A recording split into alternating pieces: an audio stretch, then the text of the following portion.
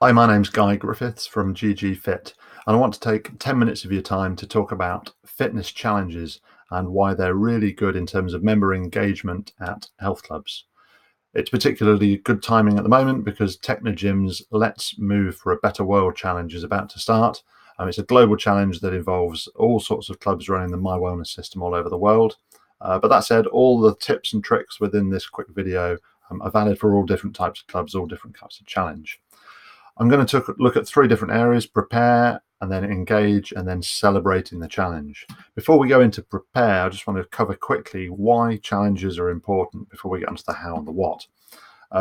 Challenges create a buzz within a club. They really improve member retention and engagement. And I'm going to go over three simple challenge rules as well for you. Member retention and engagement is key. The way to use challenges to engage with members is basically it's just an excuse and reason to talk to them, to communicate with them, to set up conversations, not just on the fitness floor, but in reception and everywhere else around the club. Getting members and staff talking to each other, interacting and competing with each other. And you'll just find members interacting with each other as well, which obviously is also good for engagement. It creates a great atmosphere, generates more social media for your club. Of course, you can use challenges for sales as well in terms of getting guest passes out there. We'll cover that quickly. But generally, a challenge will create an in-club vibe, particularly if you run challenges that teams have to take part in, or challenges within challenges. You'll really get a good vibe going in the club and more interaction, which will improve retention, of course.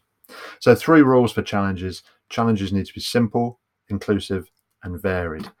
In terms of simple, distance challenges are very easy, not just the first person to run a marathon, because someone will probably do that in a couple of days, but to have everyone who completes a marathon or half a marathon or even a 5K over a certain period of time gets entered into the draw. Keeping challenges simple means more people will take part. Keeping them inclusive, having challenges that aren't that challenging, in fact, are relatively easy, are great, because you want as many members to get involved as possible. The members who really, really want a very challenging challenge probably aren't going to go anywhere else. It's the less motivated members you want to give a bit more motivation to through your challenges. And finally, make the challenges varied, not just in the type of challenge, distance, calories, workouts or classes, but have team challenges running, have outdoor challenges, have different types of winners. Everyone who completes or everyone who does gets entered into the draw, perhaps. And arranging challenges around events like Olympic or football or rugby tournaments are good as well. So there's some more ideas on challenges. I just need to move my little video there out of the way on the GG Fit blog spot. So have a look at GG Fit challenges, search GG Fit blog challenge. You'll find there's at least 13 challenges on there and lots of ideas for Let's Move for a Better World as well in the blog archive. Preparing for a challenge is absolutely key. Don't just say we're starting a challenge tomorrow, off we go. You've got to plan it, okay? So set out a schedule. Know when the challenge starts. For example, Let's Move for a Better World starts on the 11th of March. So we're going to launch it tomorrow, but we're not actually starting the challenge till the 11th of March. People can sign up from the 1st of March, maybe. And having special events and bonus weekends, spot prizes that you're going to be giving out seemingly randomly, but you know when these things are going to happen. You know you're going to have a photographer there to take a snap for social media. Know what your guest pass policy is. Is it only members, friends that can come and join in the challenge, or is it anyone who can come and contribute moves or calories or whatever it is you are collecting? And if they win or complete the challenge, do they still get a prize, or when they have completed the challenge, what is the deal for them to join? And have leaderboards set up. Know how often they're going to update, whether it's a whiteboard on the wall that is written on every day, or twice a day, or digital leaderboards, which if you're using the Technogym My Wellness product, you can get some great digital leaderboards that you can just put up on a screen within the club or even on a website and then link it through to your social media. Have a meeting to understand what the challenge is going to be. Know about the targets, not just in terms of kilometers, but in terms of how many members are going to get signed up, what incentives the staff have for signing members up. Confirm the key dates with them and have roles like photographers, someone that can take a good landscape or portrait photo, whichever way around it should be for your social media, and all those kind of things. Member communication then, Pro My Wellness is great if you're on the Technogym system, although there's no tracking of those emails and opens and clicks and things like that. So use other channels as well, whether that's email, text, post, newsletter.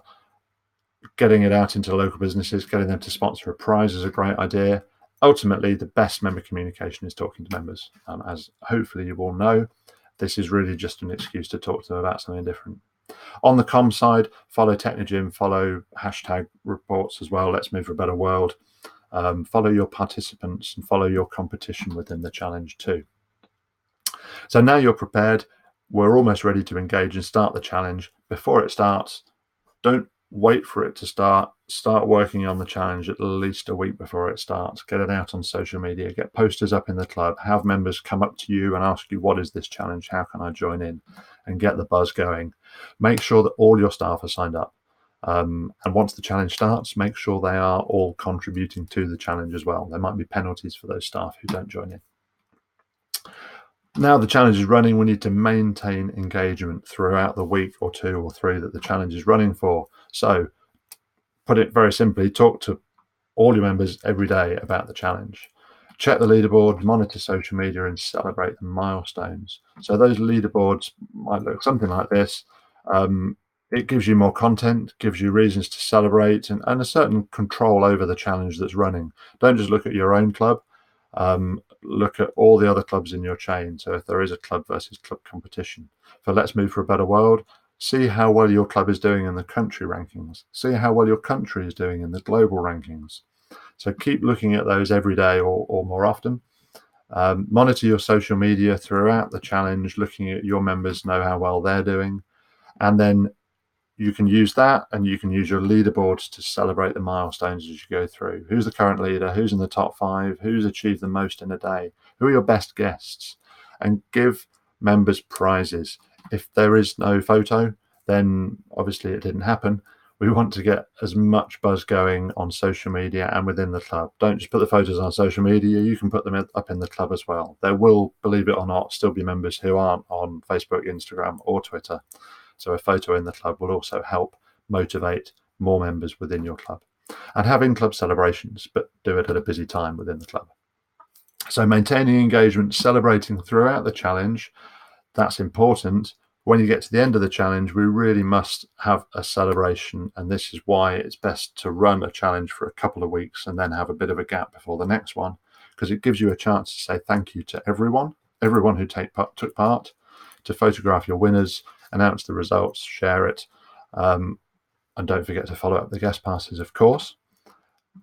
The results might look lots of different ways depending on what kind of challenge it is, but it's not just the winners of the challenge and what they did with the prize that they got. It's also the best instructor, the best staff member, who was the winning team. Or if you're going out to local media or even on your social media, you could say the total number of kilometers covered over the challenge, or the total number of calories burned during those weeks or 2 weeks. So once you've done a celebration, it's time to run the next challenge. Before you just dive into the next one, have a look at what went really well, what could have been improved on, and announce the next challenge quickly on the best channels. Keep your next challenge simple, inclusive, and varied. So make sure it's something different to engage with as many members as possible, but maybe some new members and some different members. So that's the 9 minutes actually on how to get fitness challenges to engage your members more. If you'd like more information, then you can hit us up at GGFit or have a look at ggfit.com. Drop me an email to guy@ggfit.com. Thank you very much for listening.